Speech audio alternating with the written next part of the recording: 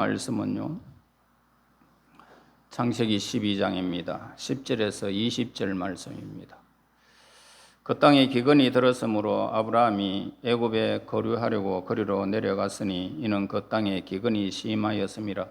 그가 애굽에 가까이 이르렀을 때에 그의 아내 사레에게 말하되 내가 알기에 그대는 아리따운 여인이라. 애굽 사람이 그들을 볼 때에 이르기를 이는 그의 아내라 하여 나는 죽이고 그대는 살리리니 원하건대 그대는 나의 누이라 하라. 그러면 내가 그대로 말미암아 안전하고 내 목숨이 그대로 말미암아 보존되리라 하니라.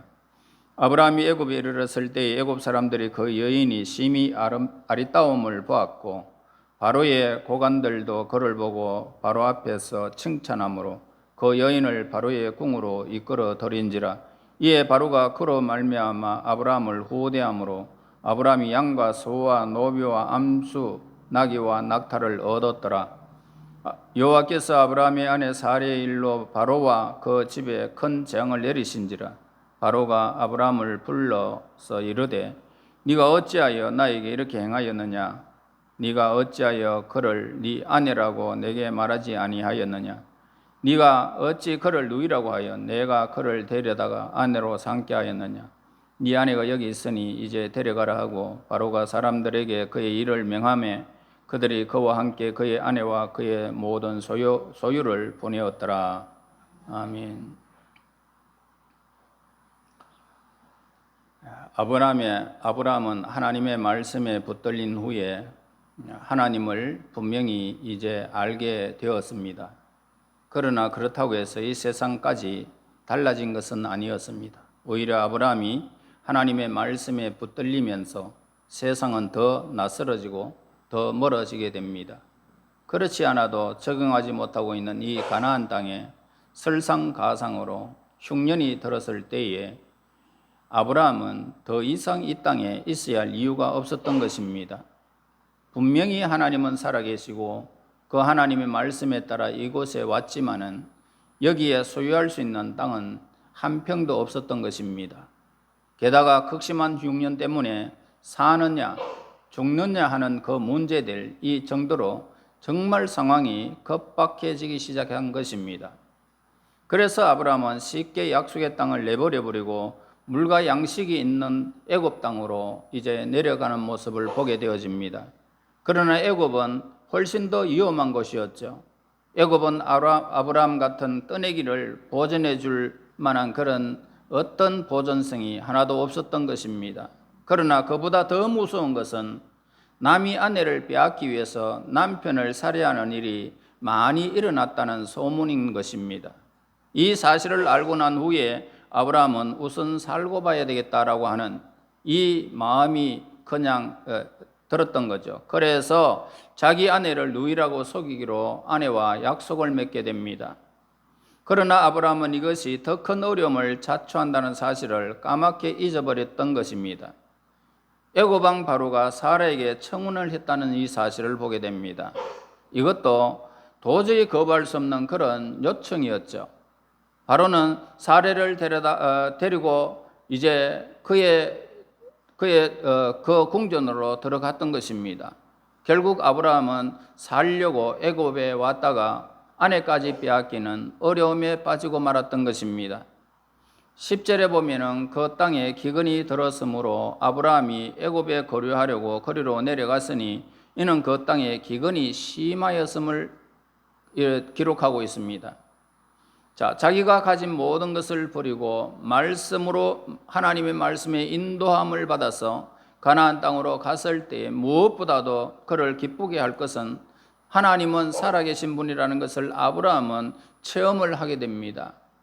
그래서 아브라함은 하나님과 인격적인 관계를 맺었던 것입니다. 그러나 가나안 땅은 아주 낯선 땅이었습니다. 아브라함은 거기에 적응할 수가 없어서 계속 이주를 하게 됩니다. 이곳저곳 계속적으로 남방으로 계속 흘러가게 되죠.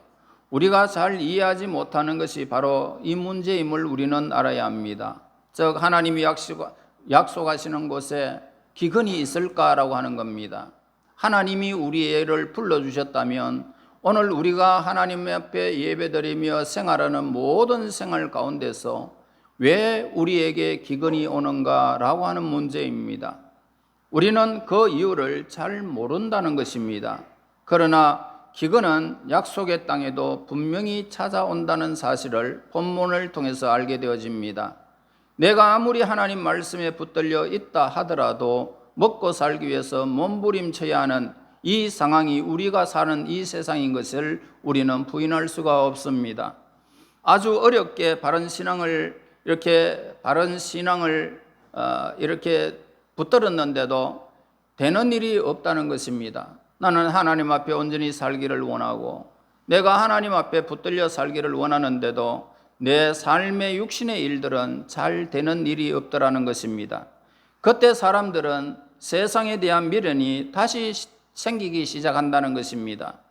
지금 아브라함의 마음속에 일어나고 있는 것이 바로 이러한 일들이었던 거지요. 약속의 땅에 기근이 왔을 때에 어떻게 하는 것이 제일 좋은 방법일까라고 하는 이 질문을 우리는 해봅니다.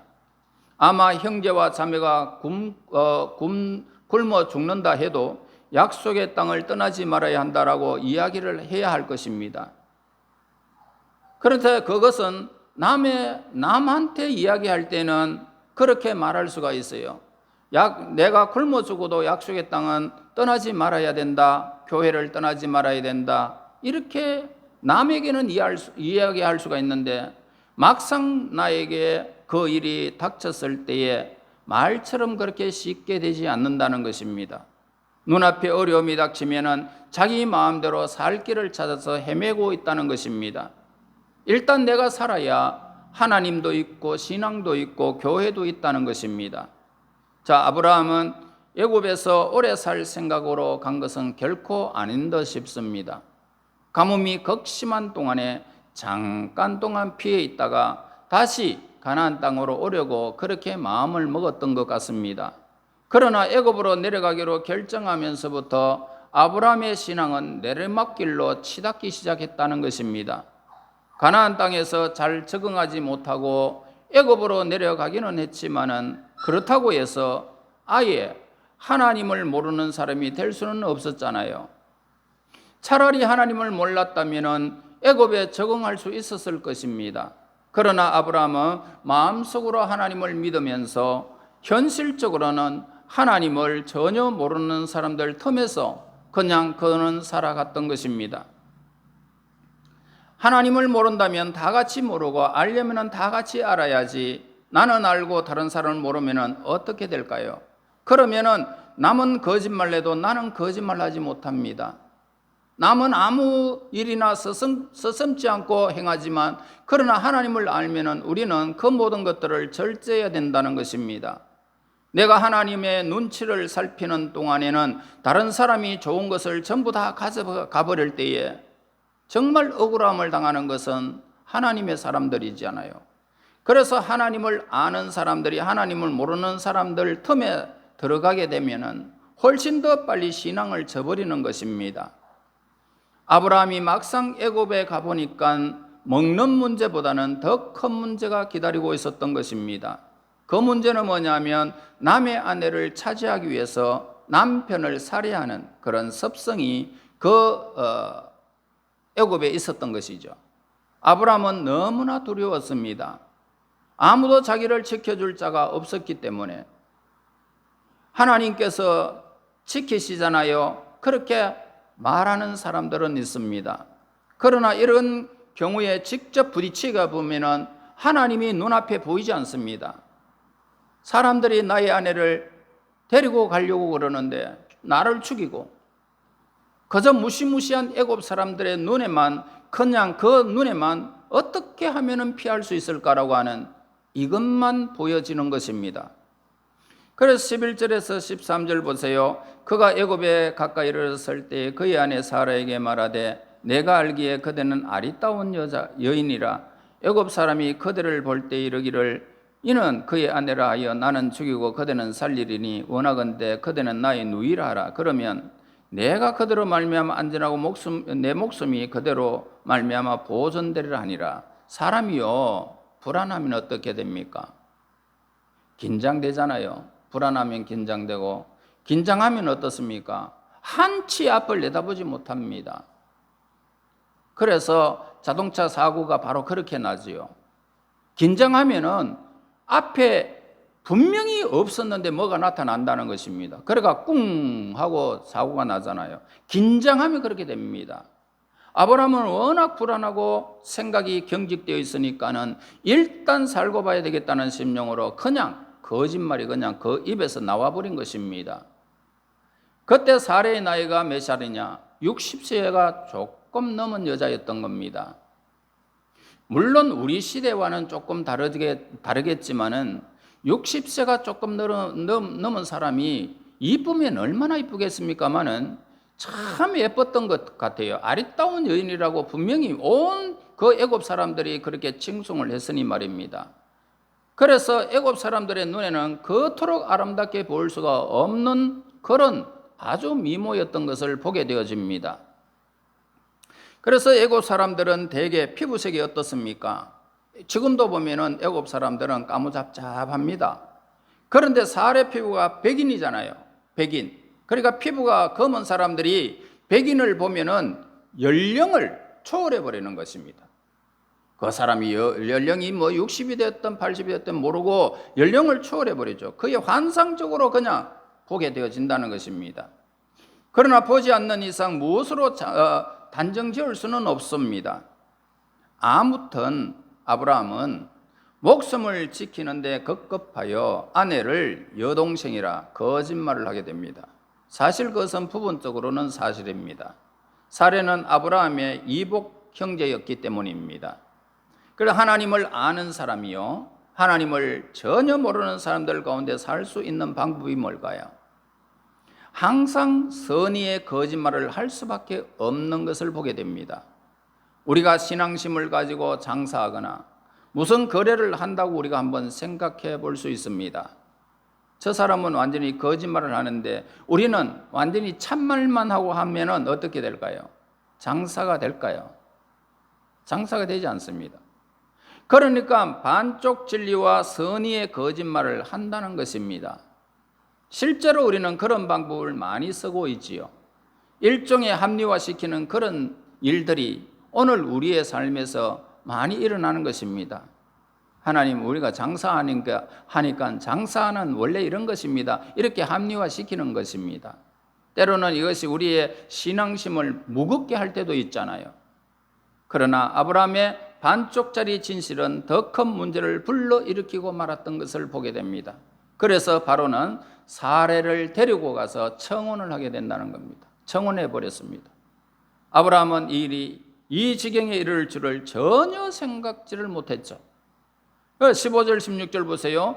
바로의 고관들도 그를 보고 바로 앞에서 칭찬함으로 그 여인을 바로의 궁으로 이끌어 들인지라. 이에 바로가 그로 말미암아 아브라함을 후대함으로 아브라함이 양과 소와 노비와 암수 나귀와 낙타를 얻었더라.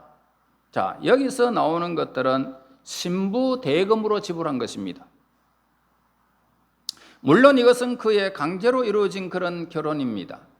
아브라함이 믿음으로 흉년에 대처하지 못하고 피하기로 결정했을 때에 자신에게 닥친 시련을 정면으로 돌파하지 않고 회피하려고 했을 때에 그의 신앙은 내리막길로 걷고 있었던 것입니다.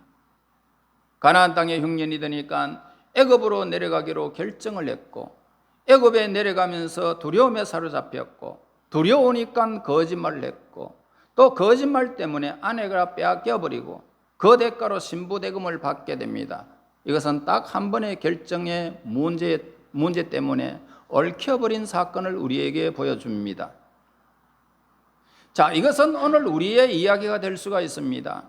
나에게 닥친 어려움이 세상적인 방법으로 쉽게 풀려고 하게 되면 그 어려움을 하나님을 떠날 기회로 삼을 때에 우리의 신앙을 저버리고 천박하게 살아가게 된다는 사실을 보게 되어집니다. 그것은 나중에 수습할 길이 없을 정도로 우리의 삶이 엉망이 되어버리는 것입니다. 하나님을 떠나면 내 마음대로 인간의 수단을 써버리면 우리의 삶은 수습할 수 없을 정도로 내가 해결하지 못할 정도로 엉망이 된다는 것을 우리는 기억해야 됩니다. 아브라함은 자기 혼자 힘으로 이 세상에 도저히 믿음을 지킬 수가 없었던 것입니다. 가나안도 애굽도 그가 살아가기에는 너무나 살벌하고 악한 곳이었던 것입니다. 그러나 하나님은 아브라함에게 그 일을 개입하시는 모습을 보게 되어집니다. 17절에서 19절에 보세요. 여호와께서 아브라함의 아내 사레의 일로 바로와 그의 집에 큰 재앙을 내리신지라. 바로가 아브라함을 불러서 이르되 네가 어찌하여 나에게 이렇게 행하였느냐? 네가 어찌하여 그를 네 아내라고 내게 말하지 아니하였느냐? 네가 어찌 그를 누이라고 하여 내가 그를 데려다가 아내로 삼게 하였느냐? 네 아내가 여기 있으니 이제 데려가라 하고. 이것은 아브라함으로서는 아무리 머리를 써도 해결할 수 없는 그런 문제였잖아요. 바로에게 빼앗긴 그 아내를 무슨 수로 찾아올 수가 있겠습니까? 그러나 하나님이 한번 개입하시니까 문제가 그냥 확 풀려버린 것입니다. 바로가 사례를 데려간 후부터 바로의 궁중에는 어떤 질병이 들기 시작했던 것입니다. 그래서 바로는 사례와 결혼하려고 했던 그 계획을 자꾸만 연기하게 되었죠. 그리고 마침내 그 질병과 재앙의 원인이 신의 분노가 있고 그 분노는 새로 들어온 여자와 깊은 관계가 있다는 것을 하나님께서 바로의 꿈을 통해서 보여주게 됩니다. 그래서 깨달은 거죠. 바로가 아브라함을 다시 불러서 그를 심히 꾸짖고 네 아내를 다시 데려가려고 하는 이런 아주 기쁜 소식을 아브라함은 듣게 됩니다. 아브라함이 얼마나 혼이 났겠습니까? 혼꾸녕이 났죠. 그냥 한마디로. 자, 우리는 이 세상에서 하나님의 도움이 없이는 어떨까요? 한순간도 살아갈 수가 없는 약한 존재임을 우리는 고백하면서 하나님 앞에 감사해야 할 것입니다. 하나님은 내 힘과 내 능력으로 모든 어려움을 이겨내라고 우리를 이 세상에 살게 한 것이 아닌 것입니다. 그것은 하나님께서 매일 매 순간 우리의 삶과 함께하지 않는다면 우리는 가진 것을 다 빼앗기고 말 것입니다. 그래서 우리는 매일 기도하고 하나님을 바라는 것입니다. 잠시라도 하나님께서 역사하지 아니하면, 잠시라도 하나님이 이 세상 사람들의 욕망을 억제하지 않는다면 나는 어떻게 될까요? 우리 하나님이 우리를 지키지 않는다면 우리는 아브라함처럼 실패할 수밖에 없는 존재임을 우리는 고백하는 것입니다. 혹시 세상 사람들이 우리가 가진 재능이나 능력이나 학벌 때문에 우리를 두려워한다면 참 그건 잘못된 일이겠잖아요. 잘못된 일입니다. 그들이 우리를 두려워하는 이유는 뭐냐면 오직 눈에 보이지 않는 하나님께 있어야 하는 것입니다. 저 사람이 하나님을 믿는 것이니 저 사람의 삶이 보니까 하나님이 계시구나. 그래서 우리를 두려워하는 그런 것, 그것이 오늘 우리의 삶에 있어야 하는 것입니다. 하나님은 반드시 어떻습니까? 하나님의 백성, 자기 백성을 끝까지 지키십니다. 끝까지 지키십니다. 우리의 삶의 능력은 우리가 하나님을 얼마나 실제적으로 인정하느냐 하는 데 달려있다는 사실을 우리는 기억해야 됩니다. 잠언에서 너는 범사에 그를 인정하라. 하나님을 인정하라는 것입니다. 우리는 범사에 나 자신을 설득해 나가 내 자신을 의지하지 말라. 이 세상에 어떤 것도 의지하지 말라. 설득하면서 나가야 하는 것입니다. 내가 지금 하고 있는 모든 일에 하나님이 개입하실 여지를 우리는 늘 만들어서 하나님이 나를 개입해 주십시오라고 날마다 하나님을 의지하는 이 믿음의 고백이 있어야 하는 것입니다. 여러분, 하나님께서 우리의 삶을 개입해 주셔야만이 내가 온전히 해결하고 내 삶이 모든 것이 그냥 한꺼번에 해결되어지는 이 놀라운 기적은 하나님이 만드시는 것입니다. 우리는 때때로 애굽으로 또 내려갑니다. 하나님께서 개입하지 않으면 우리는 한 번의 실수로 모든 것을 잃을 수도 있습니다. 하나님은 아브라함을 끝까지 지켜주심을 보게 됩니다. 하나님께서는 자기를 의지하는 자들이 몰라서 넘어지거나 때로는 유혹에 넘어가 실족하더라도 그 사고의 현장과 수렁의 바닥까지 따라가셔서 우리를 잡아 이끌어내시는 분은 우리 하나님이심을 여러분 기억해야 할 것입니다. 하나님을 의지하는 자는 망하지 않습니다. 절대로 망하게 그냥 버려두는 법이 없습니다. 이것이 아브라함을 통해서 우리에게 보여주는 바인 것을 오늘 우리는 보게 되어집니다. 아브라함의 하나님, 나의 하나님, 여러분의 하나님, 그 하나님 끝까지 계신다는 것을 보게 됩니다. 로마서 8장 28절, 하나님을 사랑하는 자, 곧 그 뜻대로 부르심을 입은 자들에게는 모든 것이 합력하여 선을 이루시느니라. 하나님의 손이 있기 때문에 이 고백이 있는 것이요. 아브라함은 정말 애굽으로 가지 말았어야 했습니다. 그런데도 애굽으로 갔을 때 그에게 많은 시련이 있었습니다.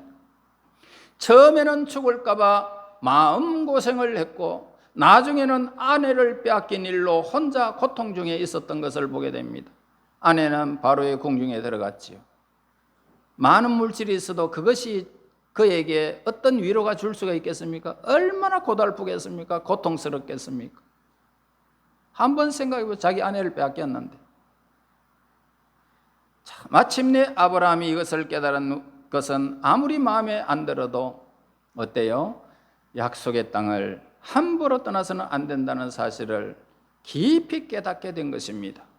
이때부터 아브라함에게는 어떻습니까? 죽으면 죽었지 하나님의 손길에 벗어나지 않겠다, 하나님의 약속의 땅을 벗어나지 않겠다, 말씀을 버리지 않겠다, 이런 신앙이 생긴 것입니다.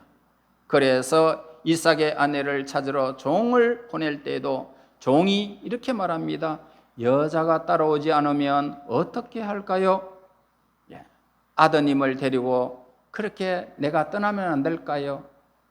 아니다, 내 아들은 가면 안 된다, 그렇게 대답합니다. 결혼하지 못하고 죽는 한이 있어도 내 아들은 거기에 가면 안 된다. 이것은 하나님의 계획 속에 이루어지는 체험적인 신앙이 있었기 때문에 그가 이렇게 종을 보내는 것입니다. 왜? 하나님이 너를 인도하고 그 여인을 이미 준비해놨다는, 하나님이 준비해놨다. 여러분, 오늘날 사람들은 하나님의 말씀을 쉽게 버립니다. 사람의 노예가 되고 돈의 노예가 되고 망할 대로 다 망해서 알거지가 되어서 돌아오기까지 수많은 세월이 흘러버리는 것입니다. 여러분, 말씀이 있는 그곳을 나의 안식처로 삼아야 한다는 것입니다. 아브라함이 얻은 유익이 또 하나가 있잖아요. 뭡니까? 지금까지 아브라함의 신앙은 이론적인 신앙이었습니다. 그저 하나님이 어떻게 하라 그러니까 그냥 하나님께서 하시겠지 하는 어떤 그냥 이론적으로 그냥 알았던 하나님이잖아요. 하나님을 바로보다 강하다라고 생각했지만은 실제로는 하나님이 바로보다 강하다고 생각지 못했죠. 그래서 거짓말한 것이고, 그래서 하나님 몰랐던 겁니다.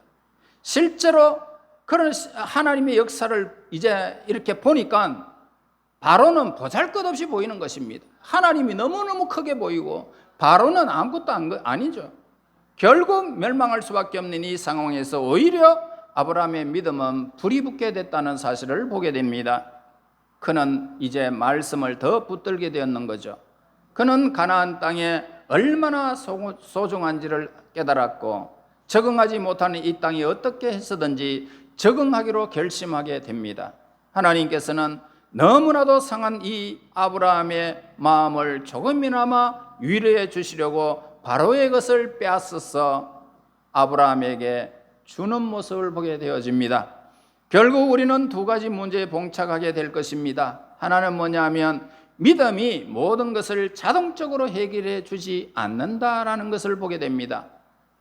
그러면 어떻게 해야 할까요? 우리의 믿음이 더 자라야 함을 우리는 알 수가 있습니다. 처음부터 완벽하게 하나님의 뜻을 깨닫고 시행착오 한 번 없이 하나님이 기뻐하시는 길로 정확하게 걸어간다라고 생각한다면 우리는 자신을 대단히 오해하고 있다는 사실을 보게 됩니다. 말씀에 붙잡히는 그 순간 우리는 어린아이로 태어나야 한다는 것을 보게 되어집니다. 말씀에 붙잡히면 그 말씀이 날마다 좋아서 그 말씀을 붙들고 사는, 가지고 노는 그 어린아이와 같이 오늘 우리는 그렇게 태어나게 됩니다. 또한 하나님은 우리들을 하나님을 모르는 이 세상에서 살게 하는 것입니다. 그래서 이 세상의 악이 얼마나 근본적이며 치명적인 것을 깨닫게 하시는 것입니다. 그러나 세상은 우리가 어린아이라고 해서 그냥 여러분들을 배려해 주지 않습니다. 믿는다고 해서 여러분들을 어떻게 믿는 사람입니까? 그러면서 막 이렇게 여러분들을 대우해 주는 데가 어디에 있습니까? 아무도 없습니다. 오히려 어른의 신앙이라야 견딜 수 있는 시련이 이 세상인 것이잖아요. 그때부터 우리의 이론적인 신앙은 살아 움직이는 신앙으로 변하게 되어지고 우리의 믿음은 자라나기 시작하는 것입니다. 세상이 이렇게 어려운데도 내가 하나님 말씀 붙들고 이 세상 속에서 내가 살아갈 때에 하나님께서 하시는 일들을 통해서 내가 점점 그 시련을 겪으면서 장성하게 되어진다는 사실을 우리에게 보여줍니다. 우리가 순진하기는 해서는 이 세상을 이길 수가 없어요. 이 세상에 들어가면 어른이 되어야 됩니다. 어린아이가 되면 큰일 납니다. 다 속고 빼앗기고 여러분들의 것을 남아나지 않습니다. 물론 하나님께서 여러분들의 것을 손해보지 않도록 앞으로 하시지만은, 그러나 세상 속에서는 우리는 어른이 되어야 되고 하나님 말씀 붙들 때는 우리는 어린아이가 되어야 되는 것입니다. 순진하기만 한다고 사람을 어떻게 취급할까요? 여러분들을요, 바보 취급해버립니다. 그래서 우리는 악의 정체를 분명히 우리는 알아야 합니다. 알아야 그 악을 다룰 수가 있다라는 것입니다. 우리가 하나님이 우리의 눈앞에 보이는 악보다 더 크다는 것을 깨달았을 때에 우리는 세상을 이길 수가 있는 것입니다. 악보다는 하나님이 더 큽니다. 그래서 지금부터 우리의 시련 속에 개입하시는 하나님을 기억하시기를 바랍니다. 이 세상보다 크신 하나님, 때로는 우리로 하여금 한없는 마음고생하게 하시다가 결국 우리를 승리로 이끄시는 그 하나님을 찬양하도록 하시는 그 하나님, 감사하게 하시는 하나님, 그 하나님을 우리에게 모든 것이 합력하여 선을 이루게 하시는 위대하신 하나님을 날마다 믿음으로 바라보고 이 세상에서는 장성한 자요, 또한 하나님 말씀 붙들 때는 어린아이로 살아서 하나님께서 허락하시는 그날까지 이 아브라함이 이 세상에서 크게 성공하고 참으로 위대한 믿음의 사람, 믿음의 조상 아브라함의 이 신앙이 저와 여러분들의 신앙이 되어져서 하나님의 기쁨이 되고 세상 사람들이 여러분들을 두려워하는 하나님의 사람들이 되시기를 예수님 이름으로 축원합니다. 하나님 고맙고 감사합니다. 세상 속에서 수많은 어리석음 속에 방황할 수밖에 없는 우리 인생을 하나님께서 말씀으로 오늘날까지 선택하여 주시고 수많은 시련 속에 하나님이 개입하시는 이 사건을 믿음의 눈으로 보게 하시고 체험하게 하신 하나님을 찬양합니다. 아브라함을 통하여 이루어진 이 놀라운 사건을 이제는 이 땅에서 어른과 같이 온전한 장성한 자의 삶을 살아가게 하시고 말씀을 붙들되 어린아이같이 순진하여 하나님 앞에 나아가는 믿음의 사람, 하나님의 사람들이 될 수 있도록 인도하여 주셔서 이 땅에서 우리 하나님의 나라에 도달하는 그 순간까지 날마다 믿음으로 하나님을 바라보며 살아가는 믿음의 사람, 승리의 사람들이 되게 인도하여 주시옵소서. 예수님 이름으로 기도하옵나이다. 아멘.